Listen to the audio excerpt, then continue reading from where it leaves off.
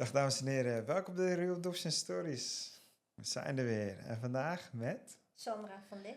Dag Sandra, hoe gaat het? Goed, gaat heel Ja? goed. Ja. Goed zo, wat fijn. Ik vind het leuk om hier te zijn, dus ik ben benieuwd. Cool. Waar ben je geboren? Ik ben geboren in Bogota, Colombia, in 1975.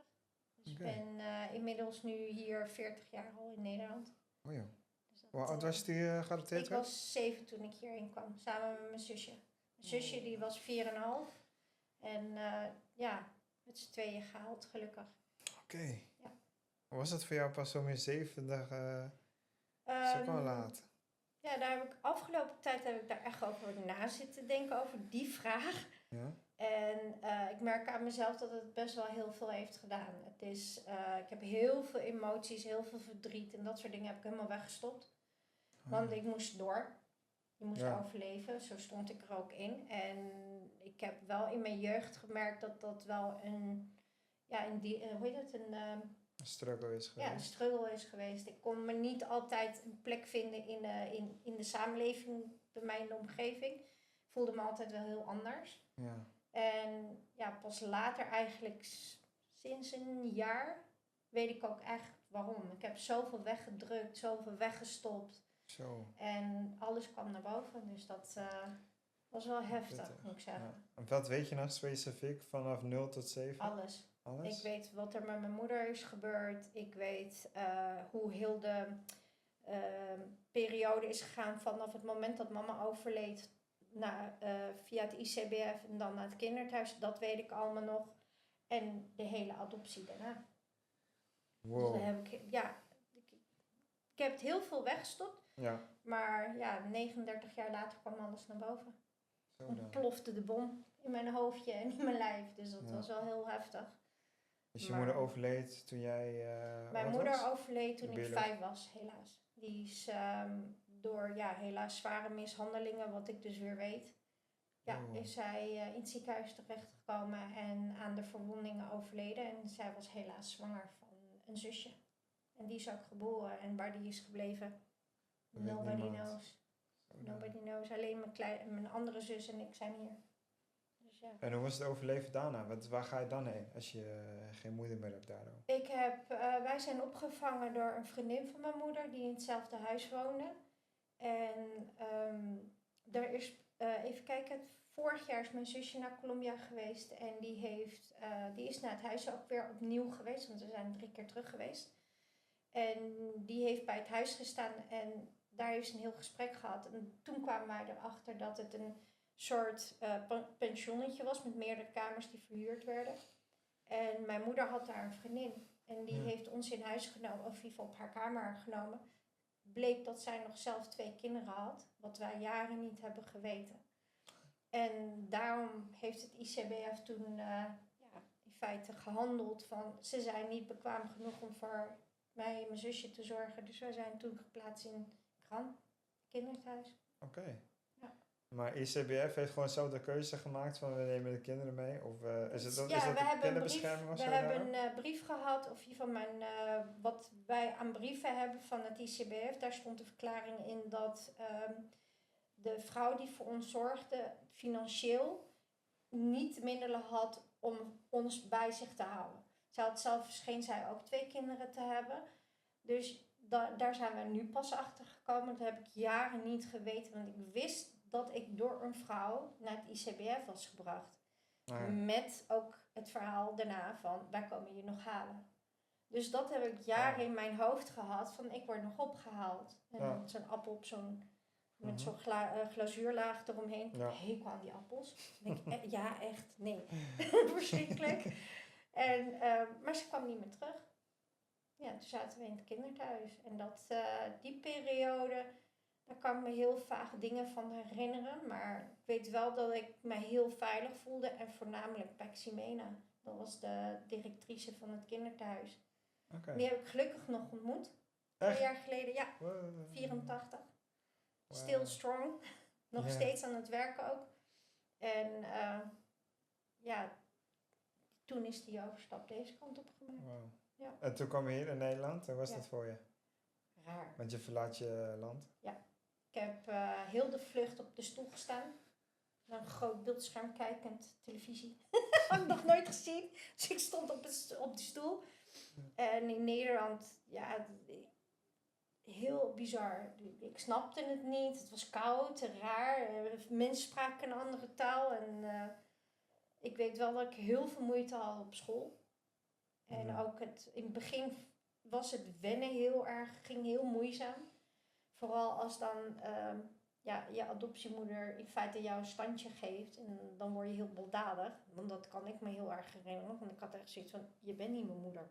Ja. Waarom geef jij mij om mijn donder? Ja. Weet je, zo. Maar ja, naarmate je ouder wordt, veranderen dingen. Want ik heb een hele periode niet echt leuk contact gehad met mijn ouders. Naarmate de jaren verstreken weer wel. Ja. Maar ja, dat heeft wel gemaakt tot wie ik nu ben. En hoe ging school? Hoe ging school? Ja, goeie. Niet zoals ik het wou. Nee? Nee, ik heb op speciaal onderwijs gezeten. Daarna ben ik naar een meisjesschool gezet. Omdat ze vonden dat ik moeilijk in de spotlight moeilijk mee kon. Ja. En men vond de jongens een stoorzender voor mij. Dus ik werd echt op een meisjesschool gezet. De laatste in Nederland. Ah. En daar heb ik toen gezegd van doei. Wij gaan niks meer doen. Wij gaan echt niks meer doen. Het was meer spijbelen en gekke dingen doen. En nee, het ging niet goed. Toen had mijn vader zoiets van, je bekijkt het maar. Je zoekt het maar uit. En toen ben ik echt gaan zoeken wat ik leuk vond. En dat was een hotelschool. En toen ben ik in Den Haag naar de lagere hotelschool geweest. Dat was een opleiding van 4 jaar, heb ik in 2 jaar gedaan. En toen ben ik naar België vertrokken, naar Brugge, hotelschool. Ja, en dat was wel, ik was eindelijk weg. Ik kon de vleugels uitslaan en ik heb altijd wel dwars gelegen, ook wel weer niet. Maar ik had een hele hoop in mijn hoofd. Wat ik niet snapte en niet begreep waar het vandaan kwam. Nachtmerries en ik stopte het maar weg. Ja. Alles stopte ik maar weg. En dat is nooit goed geweest. Nee. Dus ja, dus je hebt je temperament gewoon bijgehouden. Ja. Dat je een beetje... Een beetje mijn zoon die zegt het nog steeds. Mama, je bent echt pittig. Ik zeg, ja, ik ben een jalapeno. Dat zeg ik altijd. Dus nee, maar ik heb een hele mooie jeugd wel gehad. Ik heb hele lieve ouders. En ondanks dat ik ook wel heel dwars heb gelegen, zijn ze er altijd wel geweest. Ik heb een periode gehad dat ik geen contact had. Maar dat is door andere redenen. Ja. En nu sinds 15 jaar heb ik weer contact. Ah, oké. Ja, dan gaat het goed. En ben ik ook EMDR gaan doen. Want alles kwam weer terug naar boven. Het is een filmpje. Nachtmerries, paniekaanvallen, allemaal die dingen. Wow. En ik heb ook een periode echt met hele rare gedachten in mijn hoofd gelopen dat ik er gewoon niet meer wou zijn. En wanneer was dat? Dat is vlak na de geboorte van mijn zoon. Niet ervoor, oké. Nee, niet ervoor. Daarna kwam het allemaal. Na de geboorte van mijn zoon kwam ik terecht in de postnatale depressie. In die periode kwamen ook heel veel nachtmerries terug. Je hebt ineens een kindje. Dus je ziet iets van jezelf. Het is je erkenning, weet je. En dat heb je niet met je adoptieouders. Wel met je zusje, maar niet met de rest. En toen begon een hele hoop te borrelen in mijn lijf van... wat is er nou gebeurd? Waarom is mama eigenlijk overleden? En ik wist het, maar ik had het weggestopt. En ja, dan dobber je zo verder. Huwelijk wat niet goed ging, die stranden. Ben vanuit Den Haag naar Eindhoven verhuisd. En toen ging eigenlijk echt de berenput open. Er kwamen stukjes bij stukjes, kwam steeds meer naar boven. En steeds meer ellendiger voelen. En toen met mijn zoon zijn geboorte, toen had ik echt zoiets, jongens, laat mij. Waar is het klepje? Trek hem open en ik zak er doorheen. Zo zat ik. En het eerste, want ik ben ook echt gevonden in de badkamer. Helaas. Ja. Zo, ik heb het gelukkig overleefd, maar het was wel echt een realiteit die er was. Besnijdenis. Ja. En pillen, alles door elkaar. En toen werd ik wakker. Dat vergeet ik nooit meer. Dat is echt een wake-up call geweest. Je wordt wakker, je zit vastgestrept aan je bed. Je kan geen kant op. je ex-man staat aan het bed met je kind en ik had echt zitten, wat de fuck doe ik hier nog? Hallo, dat was niet de bedoeling, want dat is echt wat letterlijk zo door je hoofd heen gaat. En dan pas ga je psychiatrische inrichting? Nee, ik kreeg psychiater echt met gesprekken, want er is mij wel gevraagd, wil je intern of niet? Ik zeg, nou, ik heb een kind. Ik zeg, daar ga ik niet voor vechten. Ik ben er nu. En, maar ik heb heel dwars gelegen. Ik snapte het niet, waar het allemaal vandaan kwam. En als je het niet begrijpt waar het vandaan kwam, dan zit je niet lekker in je vel. En dan ga je tegen alles aan botsen en schoppen. En, ja. Dus op een gegeven moment, toen ik in Eindhoven zat, toen begon eigenlijk de bal te rollen van psychologen, psychiaters, weer medicatie, hulp, extra hulp. Ja. En het is dan niet 1 keer EMDR, ik heb 4 keer EMDR gehad. En de laatste is de zwaarste geweest met licht, geluid en tikken. Ja. Maar dat heeft mij echt wel gebracht waar ik nu ben. Dat ik eindelijk happy ben en met mijn werk goed zit. Mijn thuissituatie in orde is. Wauw. Alles een plekje heb kunnen geven, maar het was een long road. Ja. Ja. Dus je hebt na die slechte periode, hoe heb je die krachten kunnen vinden dat je nu die knop omzet? Of hoe heb je dat gedaan? Ik heb 28 jaar geleden de keuze gemaakt om islamitisch te worden. Dus te bekeren. En daar heb ik heel veel kracht uit gehaald. Door lezen, door te luisteren. Ook gebeden mee te doen. Ik heb een hele periode ook wel gesluierd erbij gelopen. En dat was meer om mezelf weg te cijferen. En weet je, niemand mag bij mij in de buurt komen. En ik was toen heel fragiel. Dan een job op. En op een gegeven moment had ik zoiets van, nee, ik moet hier iets mee gaan doen. Want het gaat anders. Met mijn geloof hield ik het vast. Ja. Waardoor ik bleef doorgaan, bleef doorzetten. Maar ook het terugkijken naar, hoe heb ik het nou gedaan de afgelopen periode? Ook door middel van therapieën. Want ik heb niet 1 therapie gehad. Nee, ik heb er zo uit mijn hoofd denk ik een stuk of 10 gehad. Ja. Diamanttherapie, pannetjes, ga zo maar door. Weet je, om echt te leren om met je eigen gevoel om te gaan. Want ik kon gewoon niet met mijn eigen gevoel omgaan. Nee. Omdat ik het niet kon plaatsen. En na de laatste reis naar Colombia, dat is in 2022 geweest, samen met mijn zus, mijn zwager en mijn neefje. Toen zijn we in Manizales geweest, in de geboorteplaats van mijn moeder. Mm-hmm. En daar kreeg ik de grootste teleurstelling, want wij vonden geen familie. Familie wou niks. En ik had echt zoiets, mijn moeder kan niet alleen zijn, dat kan niet. Nee. Dat is onmogelijk, vooral Colombia, kan niet. Ja. Maar je komt geen stap verder meer. We stonden bij ICBF in Manizales en het was tot hier, ho, en niet meer verder. En toen stortte ik echt in. Dat was in Colombia al gelijk. Dat was toen, wij liepen ICBF uit en vanaf dat moment werd ik ziek. Echt letterlijk ziek. Ik ben buikpijn, mijn hele lijf deed zeer. Ik heb koorts gehad, dat mijn zusje zoiets had van, San, heb jij corona? Ik zei, nee, ik heb geen corona. Ik ben gewoon op. Mijn lijf is kapot. Mijn mind, weet je. En toen heb ik ook gezegd, nu stop ik met zoeken.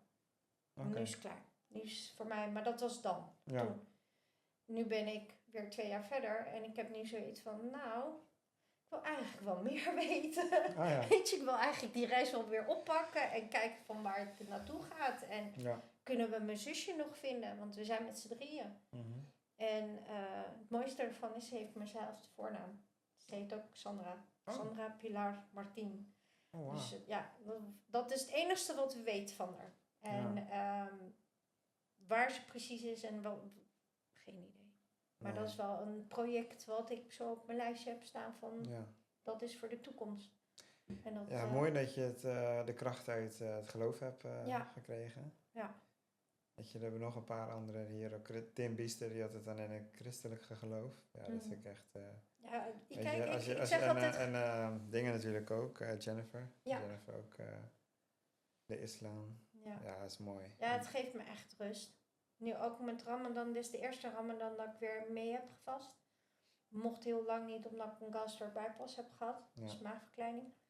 En nu kon het. Ik heb het wel, even kijken, 7, 8 dagen kunnen volhouden. En toen zei mijn lijf, nu is het klaar. Nu gooi je weer routine te eten.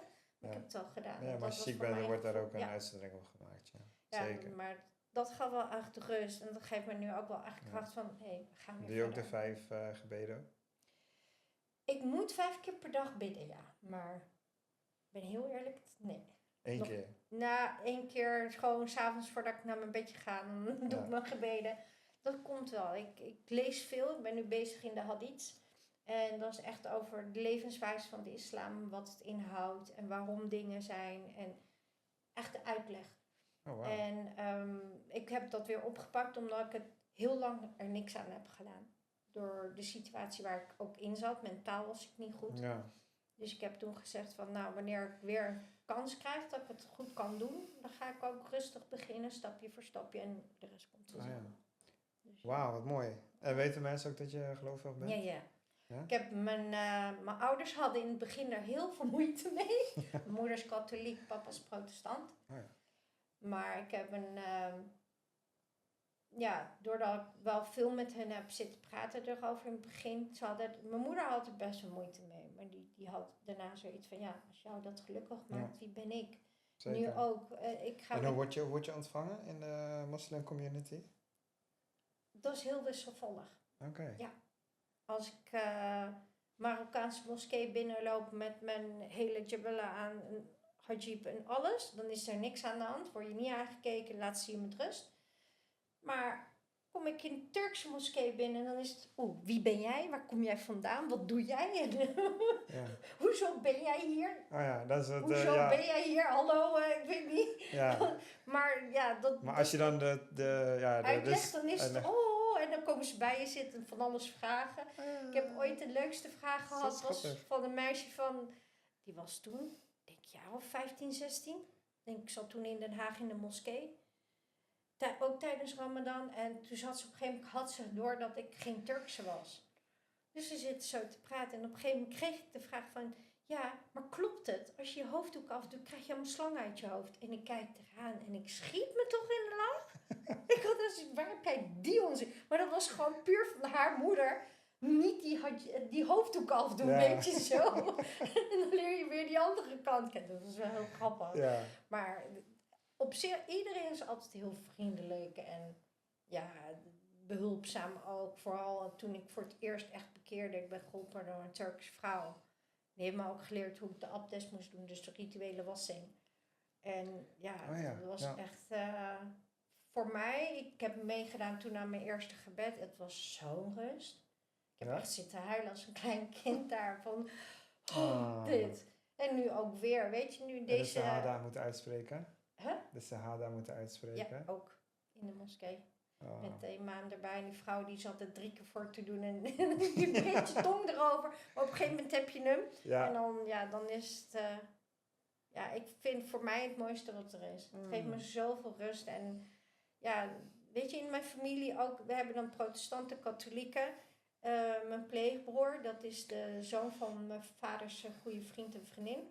Die zijn helaas vroegtijdig overleden. Dus die heeft hij onder zijn vleugel genomen. Mooi. Maar die is getrouwd met een Indonesische. En hij is ook bekeerd naar de islam. Dus dat is... Het zit in de familie, weet je. En iedereen gaat met elkaar met respect om. En mijn vader heeft zelfs voor protestantenman dat hij is, heeft hij de Koran gelezen. Dus hij weet het nog beter dan dat ik het weet. En dat is wel echt zo van... San, hallo, dat klopt niet, hè, wat je zegt. Dat is zo leuk. Ja. Nee, daar komen veel overheen. Er zijn heel veel dingen, weet je. Geloof is gewoon in feite voor jezelf een houvast in... Als je het moeilijk hebt, dat je terug kan vallen op iets. Het is net als met het katholieke geloof of het jodendom of iets. Elk geloof moet elkaar respecteren. Dat is ook het eerste wat ik heb geleerd. Respecteer elkaars geloof. Maakt niet uit met wat je doet. Weet je, laat iedereen in zijn waarde. En helaas is dat aan het verdwijnen, heb ik het idee. En dat vind ik ook echt erg. Dat mensen zijn zo anders geworden.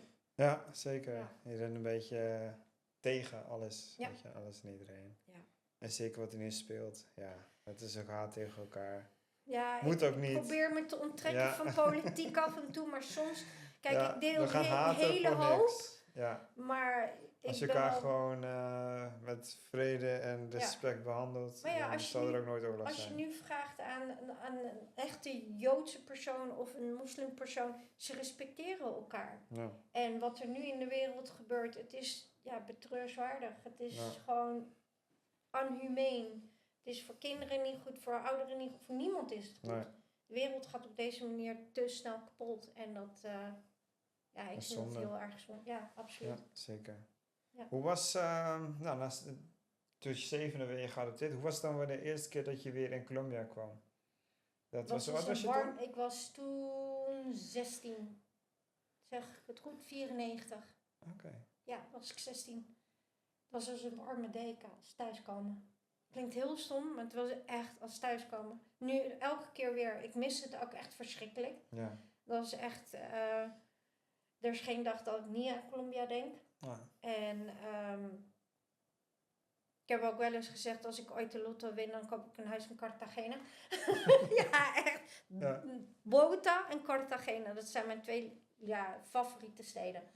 Ah. Maar Bogota, de eerste keer daar, toen had ik echt gemengde gevoelens. Ja. En toen stond ik ook op die hoge berg, ik weet god niet meer hoe het heet. Maar je In Bogota? Ja, zie je... De Montserrat. Ja, dankjewel. Dan zie je aan de andere kant de Andes en aan de andere kant zie je dan de sloppenwijken. Ja. Wij komen uit district 5, dus die zie je dan ook echt zo licht met al die blauwe huisjes en kleurtjes en noem het maar op. En toen heb ik wel echt staan janken daarboven. Ja. Van, what the fuck, wij komen hier vandaan. Ja. Mama heeft hier gelopen, mama heeft hier rondgelopen. En ook, we zijn door de straat heen gereden, want we hadden een hele aardige taxichauffeur die daar vandaan kwam. Ah, cool. En die, op een gegeven moment, we rijden een straat en ik had echt zoiets, ik herken het. En dat is juist het stomme ervan. Ik was 5 toen mijn moeder overleed. En ik heb op een gegeven moment gaf ik ook die jongen aan van, volgens mij zit hier verderop iets van een winkeltje, bakkertje, weet ik veel. En we rijden die hoek om en er zit een winkeltje. En toen kreeg ik koude rillingen. Toen had ik echt zoiets van, We zijn zelfs bij het huis geweest waar mijn moeder had gewoond. Oh, ja. En de eerste keer dat het waren, dachten we dat het alleen haar huis was. Dus er deed ook een man boven een raampje open en die vroeg van hoe en wat. En die jongen die mee was, die taxichauffeur, die zei in zijn Spaans van dat we iemand aan het zoeken waren. Nou, heel schichterig. Dat is wel het eerste wat je merkt in Colombia. Mensen als ze het niet weten en je niet kennen, heel schichterig. Wie ben jij, wat moet je en waarom ben jij hier, weet je zo. Ja. En ik had het gevoel dat het niet klopte. Ik had het idee dat die man die daar zat meer wist dan hij toeliet. Of liet weten. Wij zijn op een gegeven moment weer weggegaan. Die hele week heb ik echt nachtmerries gehad. Oh. Mijn zoon lag bij mij toen op de kamer. Dat was ook de eerste reis dat mijn jongen ook meeging. En die had echt zoiets van...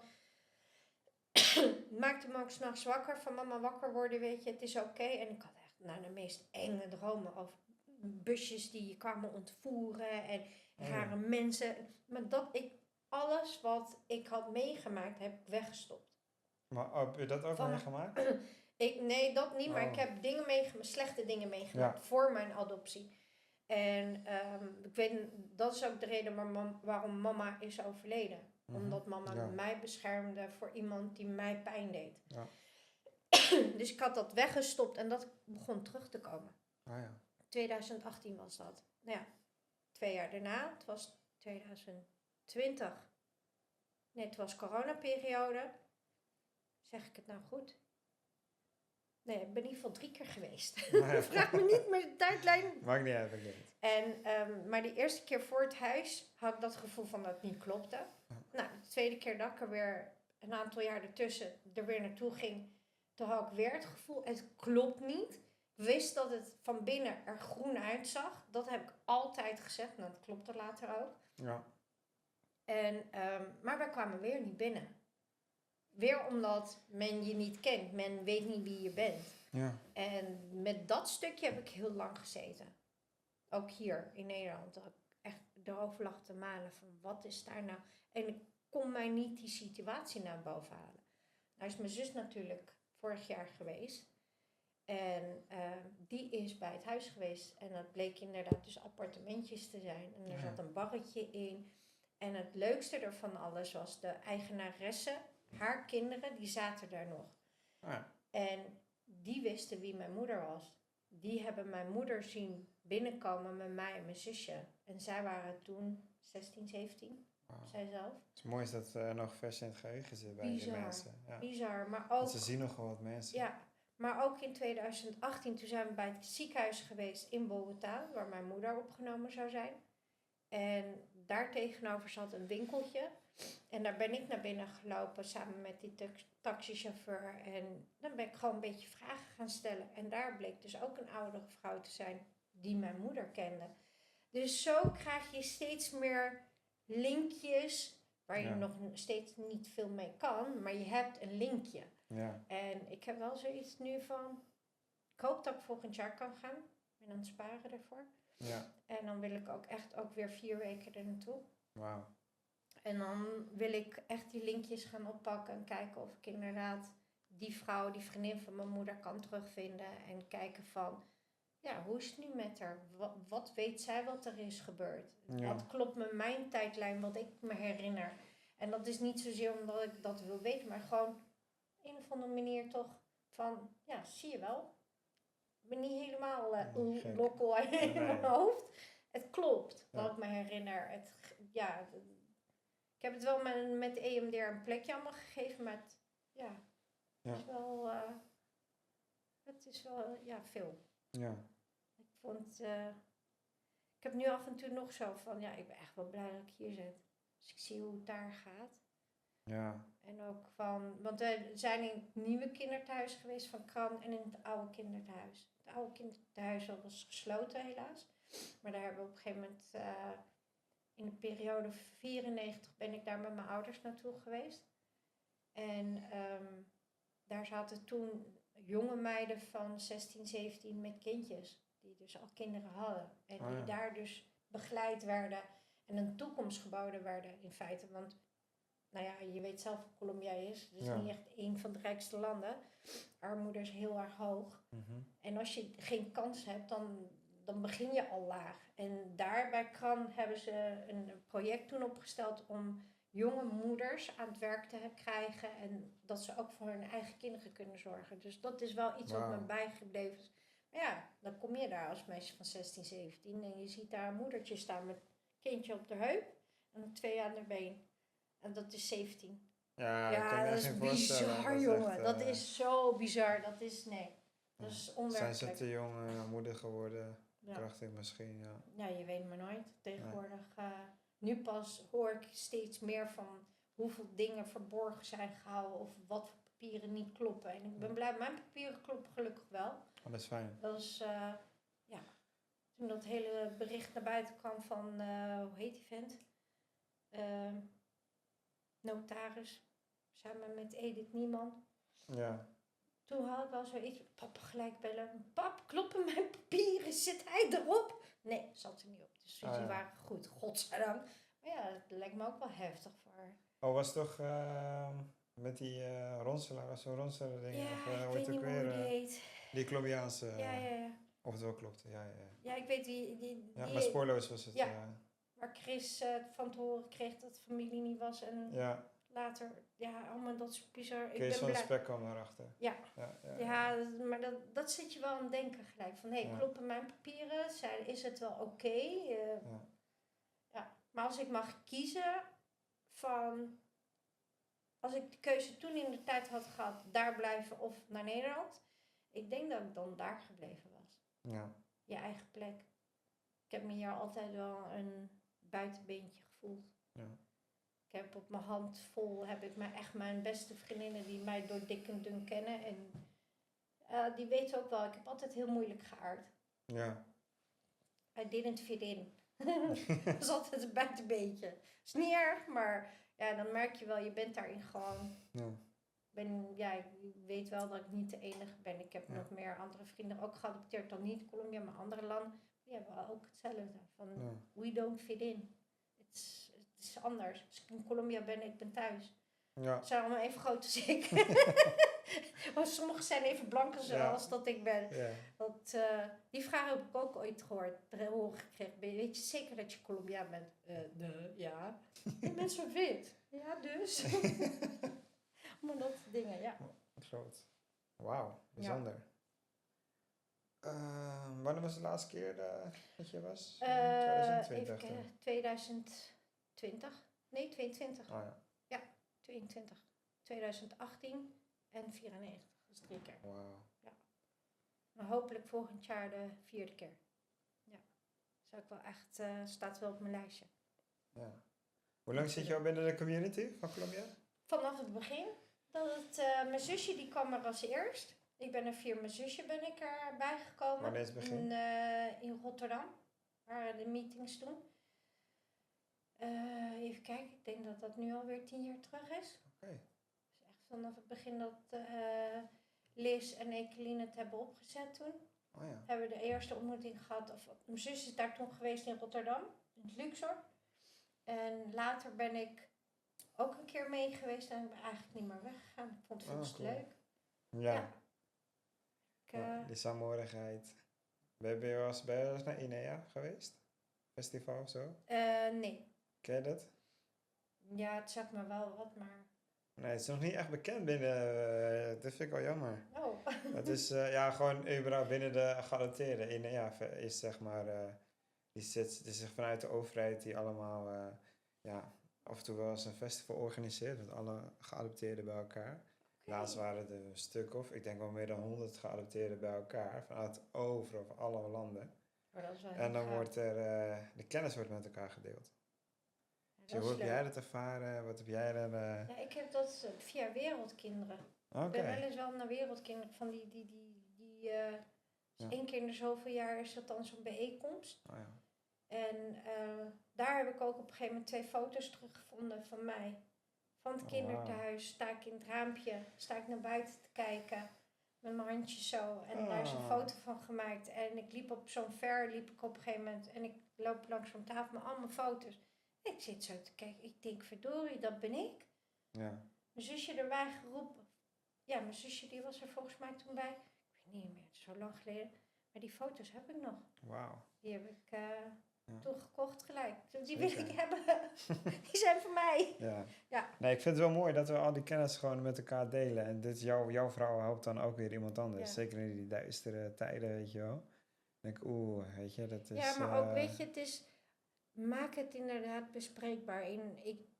Ik weet wel dat ik toen ik vanaf het moment in Nederland tot in feite nu... Ik heb een hele periode, praat ik er niet over. Op een of andere manier, het klinkt raar, was net of het een taboe was. En ik vond het ook niet ver naar mijn moeder toe. Ik probeerde er wel over te praten. Omdat ik zoiets had van, ja, maar ik ben geadopteerd. Je kan me een hoop zeggen, maar ik weet niet. Wie ben jij dan? Weet je, oké, je bent mijn adoptiemoeder. Pas later is dat echt wel in mijn hoofd veranderd. Dat ik op een gegeven moment zoiets had van, ja, ze is mijn moeder. En dat is mijn vader. Ja. Maar het neemt niet weg dat het wel echt een hele behoorlijke strijd is geweest. Ja, zeg dat wel, ja. Een advies is echt, praat erover. Stop het niet weg, want het haalt je in. Het haalt je echt in. Je wordt zo hard onderuit gehaald door jezelf. En dat is zo, ja, je wil doorvechten, maar op een gegeven moment kom je die muur tegen. En dan moet je die confrontatie aan. En dat, ik hoor het ook wel bij eigenlijk bij iedereen die hier is geweest, dat je op latere leeftijd zijn ze echt in één keer ingestort gewoon, weet je wel. Dat het moment dat ze de hele dag huilen of het kan niet meer. Denk, wow. Alleen maar slapen, niet willen werken. Ja. Ik ben nu pas echt sinds, denk ruim 7, 8 jaar echt aan het werk. Dat ik echt gewoon vaste baan heb en alles lekker gaat. Ondanks dat er toch wel, weet je, EMDR erbij gekomen is. Ja. Maar daarvoor, ik was zwaar depressief. Echt zwaar depressief. Gewoon de nachtmerries, het uitgeput zijn van het niet meer durven slapen. Omdat anders die beelden weer terugkomen. En dat heeft mij echt wel ingehaald. Dat ik op een gegeven moment, nadat ik terugkwam van Colombia, 2018. 2019 was al niet zo'n fijn jaar. Want toen 4e Koningsnacht kreeg ik een dubbele hartstilstand. Door iemand met GHB, mijn drankje. Wat? Ja, het was, Wow. anders was al een jaar niet meer geweest. Dus ze hebben heel snel gereageerd. En toen is echt alles opengebroken. Dat ik zoiets had van jongens, what the fuck, wat gebeurt hier? Ja. En mijn zoon die is degene die op een gegeven moment aan de bel heeft getrokken. Die heeft, ik stond op een gegeven moment in de badkamer. Ik kon niet meer. Dat waren mijn letterlijke woorden. Jongen, ik wil niet meer leven. Ik kan niet meer. En toen had mijn zoon iets, maar jij hebt mij wat beloofd. Daarom zeg ik het ook. Ik heb hulp nodig. Ik stond echt compleet gebroken. Mijn haar, daar zat geen krul meer in. Er zat geen glans meer in. Niks meer. Ik was helemaal op. En toen heb ik echt bijna de stap genomen om intern te gaan. De kliniek in Eindhoven. En toen hebben we 2 keer per week 4 uur therapie gehad. En mijn medicatie weer terug van mijn koppie. Want ik heb ook ADHD in mijn kop. Ja. Het is allemaal één grote chaos. En therapie. Dat is het beste geweest. Wauw. Wat hield die therapie in? Gesprekken over de eerste instantie de dromen die ik had. Die werden echt in kaart gebracht. Van nee, wat voor dromen heb jij dan? Wat houdt het in? Met wat associeer je het? En ik had vrij snel door van dit heeft niet alleen met mijn dagelijks leven die ik heb gehad met mijn ex-man. Die was ook niet zo roze geur maneschijn. Maar dit heeft met meer te maken. Dit heeft denk ik ook met de adoptie te maken. De eerste poging met de EMDR hebben we het alleen over trauma met mijn ex-man gehad. Ja. En toen werd ook aan mij gevraagd, wil je de adoptie doen? Nee joh, gaat prima. Ja. Dus niet. En daarna heb ik mijn tweede EMDR gehad. En toen hebben we een deel adoptie gedaan. Omdat ik nog niet de rest wist. Nee. Dus je doet alleen maar in feite het voorprogramma van wanneer je opgehaald wordt. In het vliegtuig zit. In Nederland. Echt stapjes. Ja, klopt. En dan is het klaar. Niet wetende dat stukje voor de adoptie. Dus de periode van mijn moeder. Met wat daar allemaal is gebeurd. Dat zat zo diep weggestopt. Dat op een gegeven moment toen dat putje opengetrokken werd door die hartstilstand. Kwam alles in stapjes. Maar wel stroomversnelling kwam het steeds meer naar boven. En hoe lang heb je daarover moeten praten in de EMDR? Want dan moet je alles gaan vertellen. Hoe lang duurde zo'n sessie dan? Even kijken, ik ben vorig jaar januari begonnen. Echt nog? Ja, is pas kort. Wow. Is pas kort. Zo. Vorig jaar januari begonnen en ik was in mei helemaal volledig klaar. Dus vanaf januari tot en met mei. Ik heb 5 maanden therapie gehad. En dan 4 uurtjes in de week? 4 uur EMDR erbij. Groepstherapie, groepsbehandeling. En ik was heel schichterig om in een groep te zitten. Omdat ik zoiets had van ja, maar zij weten niks van de adoptie af. Weet je, zo. Dat kunnen zij niet weten. Nou, totdat ik er zat. En toevallig zat er een vrouwtje, die was niet geadopteerd, maar haar pleegzus wel. Ze had een zus en die was in haar gezin, was zij opgenomen. Dus die kwam ineens met van ja, misschien kan je het zo doen en zo. En toen dacht ik zoiets had van, wat weet jij hiervan, weet je? Dan, je staat er heel moeilijk voor open, in ieder geval in mijn geval. Ja. En doordat zij die deur openzet van je kan er wel over praten, het is geen taboe. Je mag er wezen met jouw gevoel. Kon ik het ook echt wel gaan vertellen van wat voor emotie ik voelde. Ja. Ik heb zo lang zo'n boosheid bij me gehad. Ja. Echt boos. Dat ik eigenlijk kwaad was op iedereen omdat mijn moeder was ontnomen. Ik heb ook, mijn zoon die heeft mij op een gegeven moment een cadeautje gegeven van My Heritage.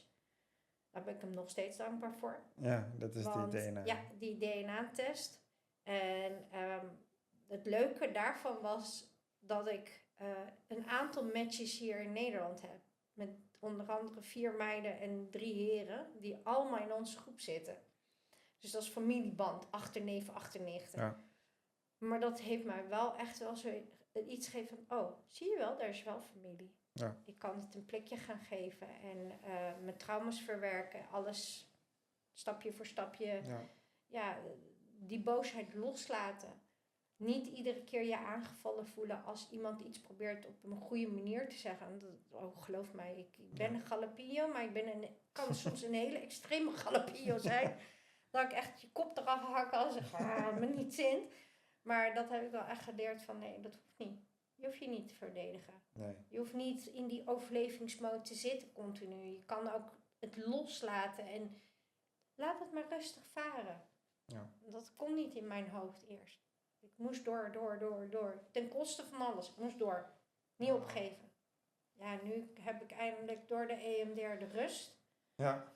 Ik heb zoiets van, dat ik dat dit is kan fijn. doen. Ja, heerlijk. Er heel makkelijk over kan praten. Dat kon ik Ja. eerst ook niet echt. En nu daardoor ook echt wel zo'n goede band met mijn zusje ook heb. Ja. En met mijn ouders. Dat was wel anders geweest. Maar dus wel echt versterkt door de EMDR. Maar je zus stond altijd ook achter je? Ook toen het de dark side was? Nou, ook die spreek ik ook sinds 15 jaar weer. Die Oké, heb ik ook ja, heel dat is ook lang weer niet even... gezien. Ja. En, maar wij zijn echt 4 handen op 1 buik. Dat is me alles. Dat DNA bewezen dat er echt zussen zijn. Leuk, ja. Daar waren we zo bang voor. Het is een realiteit helaas. Dat soms broers en zussen bij elkaar gestopt worden en helemaal geen broers en zussen zijn. Maar in mijn geval gelukkig wel. Ja. Leuk. Ja, en ik zie je er morgen. Wat leuk. Ze mag altijd langskomen. Ja. Zou ik zeggen. Ze mag haar verhaal vertellen. Ja, ik is zou het wel welkom. zeggen. Yay. Ze vindt het ook echt heel leuk dat ik het... Ze weet het. Leuk. Ik ga kom. Ik ga het langs. vragen. Ja, zeker. Anne, bij deze je moet komen. Kom op, alsjeblieft. Hoe meer de beter. Ja, maar dus... met haar heb ik het er ook wel eens over. En ik zie het verschil. Zij gaat heel anders om dan ik ermee omga. Ja. Het zijn ook echt 2 totaal verschillende personen. Ja, ondanks dat we DNA hebben. Ja. En, maar ik zou daarvoor geen goud Ja, maar trauma willen kan je missen. ook op... Iedereen ervaart trauma anders, Ja. hè? Weet je? Ja, dat is echt... Maakt niet uit of je op hetzelfde moment hetzelfde meemaakt. Je ervaart het heel anders. Ja. En dat heb ik wel geleerd om dat echt te respecteren. Ja. Van iedereen doet het op zijn eigen manier. En dat heb ik ook naar mezelf Als ze moeten maar zeggen. verwerkt wordt. Want dat zie je ook bij militairen. Ja. Als ze op uitzending zijn geweest, dan hebben ze echt dingen gezien. De ene die kan het gewoon opzij zetten. Die heeft nog geen last meer van de rest van zijn leven niet. Ja. En niemand heeft iets gezien hetzelfde. En die heeft echt PTTS, weet je wel. En die Ja, wordt dan elke dag wakker met... En je hoort ook de verhalen. Weet je, ik heb een goede vriend van ons, is ook een Colombiaan. Die zit in Boston. En komt uit Fana. Maar die wil nooit meer terug naar Colombia. Nee. Die heeft een pistool als kind op zijn kop gehad. Die was 3 jaar oud. En is die nooit meer vergeten. Dat vertelt hij ook aan mij. En we hebben het erover gehad. Ik zei, ja, maar weet je... Hij zegt, nee, je moet niks van Colombia hebben. Ja. En dat is ook weer de andere kant van de medaille. Ja, terwijl zeker. ik daarentegen... Oh man, ik kan niet wachten tot ik terug ga. Ja. Daar ben ik eerlijk in. Bogota vooral. Als ik in Bogota ben, dan... ik ben thuis. Ja. De geuren, het geluid, de mensen, de muziek. Gaat automatisch zit je de hele tijd zo. Die muziek. En hier heb ik dat niet in Nederland, maar daar wel. Lekker. Dat is echt, de vibes, de mensen. Je hebt ook een cedula, paspoort? Nee, dat wil ik wel gaan doen. En Hoe was dat toen je daarheen ging? Had je geen problemen gehad? Jawel, ik heb mij uitvoerig gevraagd waarom ik dat niet had. Hoezo? Je kwam eraan en toen? Ja, dat was de eerste reis. Toen alleen met mijn zusje en zwager en mijn zoon. Ja. Toen werd wel echt aan de balie gevraagd van... in het Engels van waar is jouw... Eerst in het Spaans, dus zag ik hem aan te kijken... I don't understand. Was echt zo terug. En toen begon hij te vragen van... Ja, waar is jouw cellula? En je bent hier geboren, hoe kan dat? En toen heb ik hem uitgelegd, ik ben geadopteerd. En toen schrok hij eigenlijk wel. Dat vergeet ik nooit meer. Hij schrok er echt wel van. Oh, dus je hebt hem niet? Nee, ik heb een Nederlands paspoort. Waarom heb je hem niet? Echt zo op die manier, ja. Maar ook echt helemaal verbrouwereerd van... Oh, oké. Nou, ga maar regelen dan, weet je zo. Dat moet ik nog steeds doen. En ja, nog geen tijd voor gehad. En de tweede keer? Gewoon vast allemaal al die keren. Al die keren moest je... Nee, de eerste keer was dat. De tweede en de derde keer was er niks aan de hand. Dat was oké. Maar het is toch wel fijn om ja, je paspoort bij te hebben. Ja, ik zou hem wel heel graag willen. En Nu op dit moment ben ik eindelijk zo heerlijk rustig in mijn hoofd dat ik daarachteraan kan gaan. Maar voordat ik dat doe, ga ik eerst allemaal operaties in en daarna. Kom op, je kan het. We gaan het doen. Top. Ja, daarom. Sandra, dankjewel voor je verhaal.